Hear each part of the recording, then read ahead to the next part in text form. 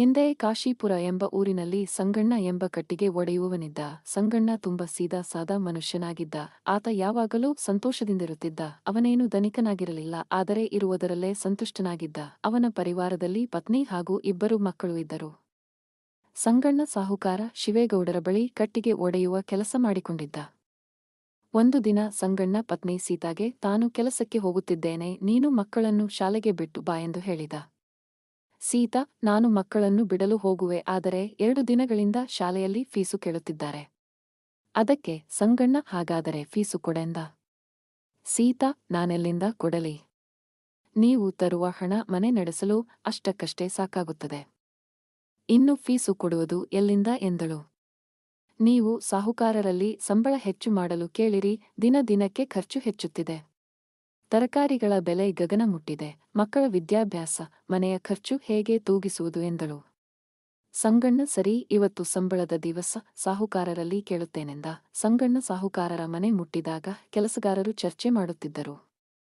ಇವತ್ತು ಸಂಬಳದ ದಿವಸ ಸಾಹುಕಾರ ಏನಾದರೂ ನೆಪ ಹೇಳಿ ನಮ್ಮ ಸಂಬಳದಲ್ಲಿ ಮುರಿದುಕೊಳ್ಳುತ್ತಾನೆ.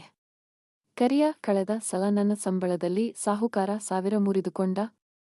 ನಾನು ಮಗಳಿಗೆ ಕಾಯಿಲೆಯಾಗಿತ್ತು ಎಂದು ಔಷಧೋಪಚಾರಕ್ಕೆ 200 ರೂಪಾಯಿ ಸಾಲ ಪಡೆದಿದ್ದೆ. ಅದು ಬಡ್ಡಿ ಬೆಳೆದು 1000ವಾಗಿದೆ ಎಂದು ಪೂರ್ತಿ 1000 ರೂಪಾಯಿ ಮುರಿದುಕೊಂಡ. ಇನ್ನೊಬ್ಬ ಕರಿಯ, ನೀನು ಹೇಳುವುದು ಸರಿ, ಈ ಸಾಹುಕಾರ ಬಹಳ ಧೂರ್ತ, 1-2 ಕೆಲಸ ಮಾಡಿಸಿಕೊಳ್ಳುತ್ತಾನೆ, ಆದರೆ ಸಮಯಕ್ಕೆ ಸರಿಯಾಗಿ ಸಂಬಳ ಕೊಡುವುದಿಲ್ಲ. ಕಳೆದ ಸಲ ನಾನು ಮನೆಯ ಕೆಲಸವೆಂದು 2 ದಿನ ರಜೆ ಹಾಕಿದ್ದೆ, ಅದರ ದುರ್ಲಾಭ ಪಡೆದು 500 ರೂಪಾಯಿಗಳ ಮುರಿದುಕೊಂಡ.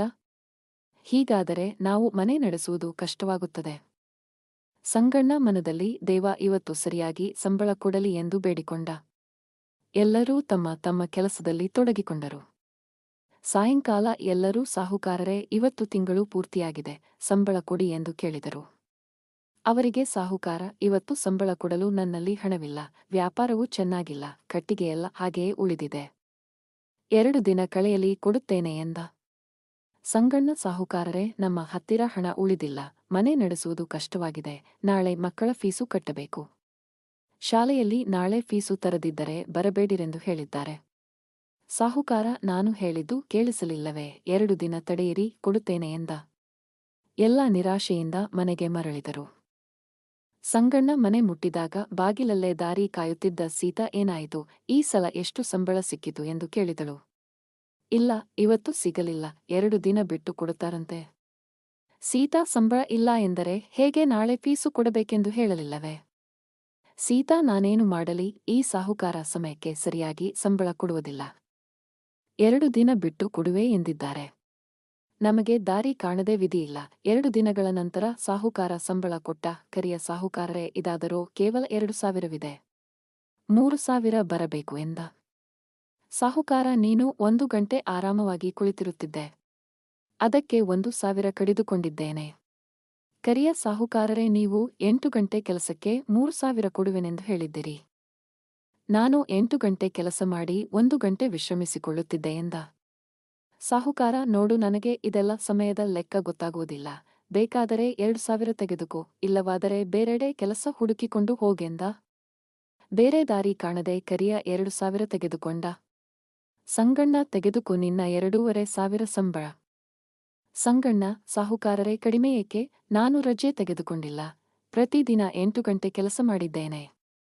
ನೀನು ಹೇಳುವುದು ಸರಿ, ಆದರೆ ಈಗ ಕಟ್ಟಿಗೆ ವ್ಯಾಪಾರ ಸರಿಯಾಗಿ ಆಗುತ್ತಿಲ್ಲ, ಅದು ಸುಧಾರಿಸಿದ ಮೇಲೆ ನಿನಗೆ ಮಾತಿನಂತೆ ಸರಿಯಾಗಿ ಸಂಬಳ ಕೊಡುತ್ತೇನೆಂದ ಸಾಹುಕಾರ. ಸಂಗಣ್ಣ, ಇಷ್ಟು ಹಣದಲ್ಲಿ ಮನೆ ಹೇಗೆ ನಡೆಸಲಿ?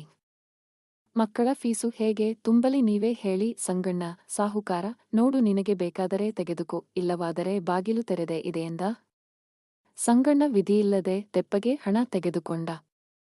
ಹೊರಗಡೆ ಕರಿಯ, ಈ ಸಾಹುಕಾರ ಬಲು ಮೋಸಗಾರ, ನಮ್ಮ ನ್ಯಾಯದ ಹಣ ಕೊಡದೆ ಸತಾಯಿಸುತ್ತಾನೆ.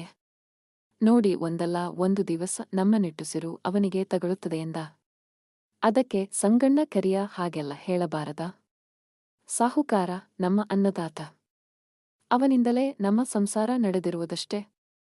ಕರಿಯ ಎಂತಹ ಅನ್ನದಾತ, ನಮ್ಮ ಪೂರ್ತಿ ಹಣ ಕೊಡದಿದ್ದರೆ ಮನೆ ಹೇಗೆ ನಡೆಸುವುದು?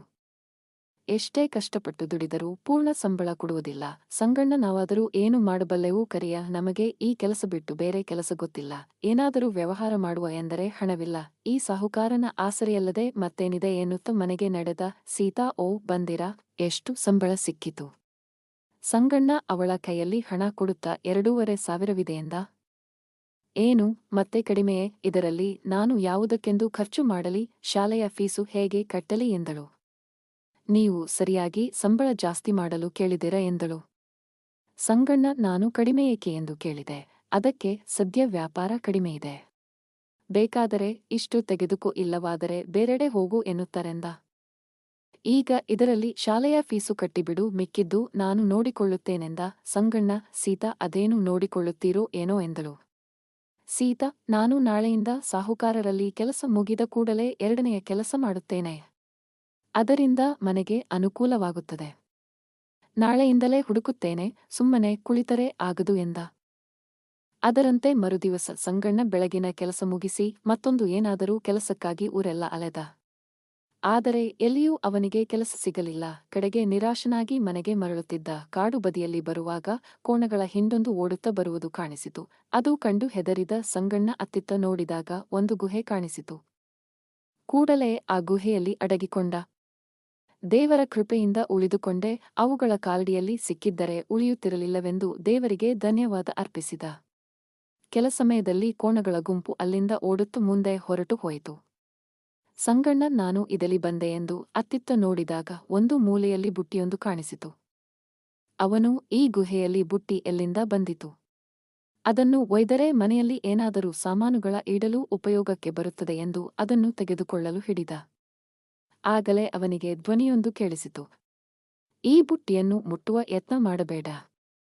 ಧ್ವನಿ ಕೇಳಿ ಸಂಗಣ್ಣ ಹೆದರಿ ಹಿಂದೆ ಸರಿದ. ಅವನಿಗೆ ಒಂದು ಭೂತ ಕಾಣಿಸಿತು. ಅದು ನೀನಾರು, ಇಲ್ಲಿಗೇಕೆ ಬಂದೆ ಎಂದು ಕೇಳಿತು. ಸಂಗಣ್ಣ ಕೋಣಗಳ ವಿಷಯ ತಿಳಿಸಿ ತಾನು ಅವುಗಳಿಂದ ರಕ್ಷಣೆ ಪಡೆಯಲು ಇಲ್ಲಿಗೆ ಬಂದೆ. ಅಕಸ್ಮಾತ್ ಈ ಬುಟ್ಟಿ ಕಾಣಿಸಿತು, ಮನೆಯಲ್ಲಿ ಏನಾದರೂ ಉಪಯೋಗವಾಗುವುದೆಂದು ತೆಗೆದುಕೊಳ್ಳಲು ಯತ್ನಿಸಿದೆ ಎಂದ. ಭೂತ ಸಂಗಣ್ಣ ಹೆದರಬೇಡ, ನಿನ್ನ ಬಗ್ಗೆ ನನಗೆಲ್ಲ ಗೊತ್ತು, ನಾನು ನಿನಗೇನು ಮಾಡುವುದಿಲ್ಲವೆಂದಿತು. ಸಂಗಣ್ಣ ನೀನಾರು ಈ ಗುಹೆಯಲ್ಲಿ ಏಕಿರುವೆ ಎಂದು ಕೇಳಿದ. ಭೂತ ನಾನು ಈ ಗುಹೆಯ ರಕ್ಷಕ. ಅನೇಕ ವರ್ಷಗಳಿಂದ ಇಲ್ಲಿದ್ದೇನೆ. ಈ ಗುಹೆಯೆಲ್ಲ ಯಾರ ಮನ ಶುದ್ಧವಾಗಿದೆಯೋ ಅವರು ಮಾತ್ರ ಬರಬಲ್ಲರು. ನಿನ್ನ ಮನಸ್ಸು ಪರಿಶುದ್ಧವಾಗಿದೆ, ಅದಕ್ಕೆ ನೀನು ಬುಟ್ಟಿಯನ್ನು ಮುಟ್ಟಬಲ್ಲವನಾದೆ. ಈಗ ನೀನದನ್ನು ಮುಟ್ಟಿರುವುದರಿಂದ ಅದು ನಿನ್ನದು. ತೆಗೆದುಕೋ. ಸಂಗಣ್ಣ ಬೇಡ, ನಾನದನ್ನು ಸುಮ್ಮನೆ ನೋಡುತ್ತಿದ್ದೆ ಎಂದ. ಭೂತ ಅದನ್ನು ತೆಗೆದುಕೋ, ಅದು ನಿನ್ನ ಜೀವನದ ಪರಿಸ್ಥಿತಿ ಬದಲಿಸಬಲ್ಲದು. ಅದು ಸಾಮಾನ್ಯ ಬುಟ್ಟಿಯಲ್ಲ, ಮಾಯದ ಬುಟ್ಟಿ ಎಂದಿತು. ಸಂಗಣ್ಣ ಏನು, ಇದು ಮಾಯದ ಬುಟ್ಟಿಯೇ? ನಮ್ಮ ಅಜ್ಜಿ ಹೇಳುತ್ತಿದ್ದಳು, ಒಂದಾನೊಂದು ಊರಿನಲ್ಲಿ ಮಾಯದ ಬುಟ್ಟಿ ಇದೆ ಎಂದು. ಅದು ಇದೇ ಏನು? ಭೂತ ಹೌದೆಂದಿತು. ಇದು ನಿನ್ನ ಕಷ್ಟ ಕಳೆಯುತ್ತದೆ. ಒಂದು ಮಾತು, ಯಾವ ವಸ್ತುವನ್ನು ಈ ಬುಟ್ಟಿಯಲ್ಲಿ ಹಾಕುವೆಯೋ ಅದೇ ವಸ್ತುವನ್ನು ಪ್ರತಿ ಬಾರಿಯೂ ಹಾಕಬೇಕು. ಬೇರಾವ ವಸ್ತು ಹಾಕಬಾರದು. ಹಾಕಿದರೆ ಆಗುವ ಪರಿಣಾಮ ನೀನೇ ಭೋಗಿಸಬೇಕಾಗುವುದು. ಆದ್ದರಿಂದ ಚೆನ್ನಾಗಿ ಯೋಚಿಸಿ ಹಾಕು ಎಂದಿತು. ಬುಟ್ಟಿಯೊಂದಿಗೆ ಮನೆಗೆ ಬಂದ ಸಂಗಣ್ಣ ಸೀತಾ ನೋಡು, ನಾನು ಏನು ತಂದಿದ್ದೇನೆ. ಸೀತಾ ಅವನ ಕೈಯಲ್ಲಿ ನೋಡಿ, ಏನು, ಒಂದು ಬುಟ್ಟಿ ತಂದಿದ್ದೀರಾ? ಇದೆಲ್ಲಿ ಸಿಕ್ಕಿತು? ನಿಮಗೆ ಏನಾದರೂ ಕೆಲಸ ಸಿಕ್ಕಿತೆ ಎಂದು ಕೇಳಿದಳು. ಇಲ್ಲ, ಕೆಲಸ ಸಿಗಲಿಲ್ಲ. ಎಷ್ಟೆಲ್ಲ ಹುಡುಕಿದರೂ ಕೆಲಸ ಸಿಗಲಿಲ್ಲ. ಆದರೆ ನನ್ನ ಪೂರ್ತಿ ಮಾತು ಕೇಳು. ಇದು ಸಾಮಾನ್ಯ ಬುಟ್ಟಿಯಲ್ಲ, ಮಾಯದ ಬುಟ್ಟಿಯೆಂದು ಸಾಯಂಕಾಲದವರೆಗೆ ನಡೆದ ಎಲ್ಲ ಘಟನೆ ಹೇಳಿದ. ಹೇಗೆ ತಾನು ಬರುವಾಗ ಕೋಣಗಳ ಗುಂಪು ಬಂದಿತು, ಗುಹೆಯಲ್ಲಿ ಅಡಗಿಕೊಂಡಿದ್ದು, ಬುಟ್ಟಿ ಕಾಣಿಸಿದ್ದು, ಭೂತ ಬೆಟ್ಟಿಯಾಗಿದ್ದು ಎಲ್ಲವನ್ನೂ ಹೇಳಿದ. ಅದನ್ನು ಕೇಳಿ ಸೀತಾಳಿಗೆ ಸಂತೋಷವಾಯಿತು. ಹಾಗಾದರೆ ಇದರಲ್ಲಿ ನಾವು ಏನು ಹಾಕೋಣ ಎಂದು ಕೇಳಿದಳು. ಸಂಗಣ್ಣ ಯೋಚಿಸಿ, ಸೀತಾ ಹಿಂದೆ ನಾನು ನಿನಗೆ ಕಾಡಿಗೆ ಹೋಗಿದ್ದಾಗ ಸಿಕ್ಕಿತೆಂದು ಗಂಧದ ಕಟ್ಟಿಗೆ ತಂದು ಕೊಟ್ಟಿದ್ದೆನಷ್ಟೇ, ಅದನ್ನು ತೆಗೆದುಕೊಂಡು ಬಾ ಎಂದಳು. ಸೀತಾ ಅದನ್ನು ಈ ಬುಟ್ಟಿಯಲ್ಲಿ ಹಾಕೋಣವೆಂದ. ಅದನ್ನು ತಂದ. ಸೀತಾ ತಂದುಕೊಟ್ಟಳು. ಸಂಗಣ್ಣ ಅದನ್ನು ಬುಟ್ಟಿಗೆ ಹಾಕಿದ. ನೋಡಿದಾಗ ಚಮತ್ಕಾರವಾಯಿತು. ಇಡೀ ಬುಟ್ಟಿ ಗಂಧದ ಕಟ್ಟಿಗೆಯಿಂದ ತುಂಬಿತು. ಸಂಗಣ್ಣ ನೋಡಿ, ಇವುಗಳ ಮಾರಿದರೆ ನಮಗೆ ಒಳ್ಳೆಯ ಬೆಲೆ ಬರುತ್ತದೆ. ನಾವು ಗಂಧದ ಕಟ್ಟಿಗೆ ವ್ಯಾಪಾರ ಮಾಡೋಣವೆಂದ. ಮರುದಿವಸ ಸಂಗಣ್ಣ ಪೇಟೆಗೆ ಹೋಗಿ ಅವುಗಳನ್ನು ಯೋಗ್ಯ ಬೆಲೆಗೆ ಮಾರಿದ. ಕಡಿಮೆ ಬೆಲೆ ಇಟ್ಟಿದ್ದರಿಂದ ಅವು ಬೇಗನೆ ಮಾರಾಟವಾದವು. ಅವನಿಗೆ ಸಾಕಷ್ಟು ಹಣವೂ ಬಂದಿತು. ಅದನ್ನು ತಂದು ಕೊಡುತ್ತಾ, ಸೀತಾ, ನಾಳೆ ಮಕ್ಕಳ ಶಾಲೆಯ ಫೀಸು ತುಂಬು. ನಾವು ಇನ್ನು ಮೇಲೆ ಈ ವ್ಯಾಪಾರ ಮಾಡೋಣ. ನಾನು ಸ್ವಲ್ಪ ಸಾಹುಕಾರರ ಬಳಿ ಹೋಗುತ್ತೇನೆ ಎಂದ. ಸೀತಾ, ಮತ್ತೇಕೆ, ಈಗ ವ್ಯಾಪಾರ ಮಾಡುತ್ತಿರುವಿರಲ್ಲ, ಮತ್ತೆ ಅವನಲ್ಲಿ ಕೆಲಸವೇಕೆ ಎಂದಳು. ಸಂಗಣ್ಣ, ಅಲ್ಲ, ನಾನು ನನ್ನ ಜೊತೆಗಾರರಿಗೆ ಈ ಸಂತೋಷದ ವಿಷಯ ತಿಳಿಸಲು ಹೋಗುತ್ತಿದ್ದೇನೆ. ಅವರೆಲ್ಲ ನಿಯತ್ತಿನ ಕೆಲಸಗಾರರು. ನಮ್ಮ ಈ ವ್ಯಾಪಾರದಲ್ಲಿ ಅವರನ್ನು ಸೇರಿಸಿಕೊಳ್ಳುತ್ತೇನೆ, ಅವರಿಗೂ ಅನುಕೂಲವಾಗುತ್ತದೆ ಎಂದ. ಸೀತಾ, ಗೌದು, ನಿಮ್ಮ ಆಲೋಚನೆ ಯೋಗ್ಯವಾಗಿದೆ. ಹಾಗೆಯೇ ಮಾಡಿರಿ ಎಂದಳು. ಅಂದಿನಿಂದ ಅವರೆಲ್ಲ ಗಂಧದ ಕಟ್ಟಿಗೆಯ ವ್ಯಾಪಾರ ಮಾಡತೊಡಗಿದರು. ಸಮಯ ಕಳೆದಂತೆ ಅವರೆಲ್ಲ ಕಷ್ಟಗಳು ಪರಿಹಾರವಾಯಿತು, ಪರಿಸ್ಥಿತಿ ಸುಧಾರಿಸಿತು. ಯಾವುದೇ ವೈಮನಸ್ಯವಿಲ್ಲದೆ ಕಡೆತನಕ ಸಂತೋಷವಾಗಿ ಇದ್ದರು.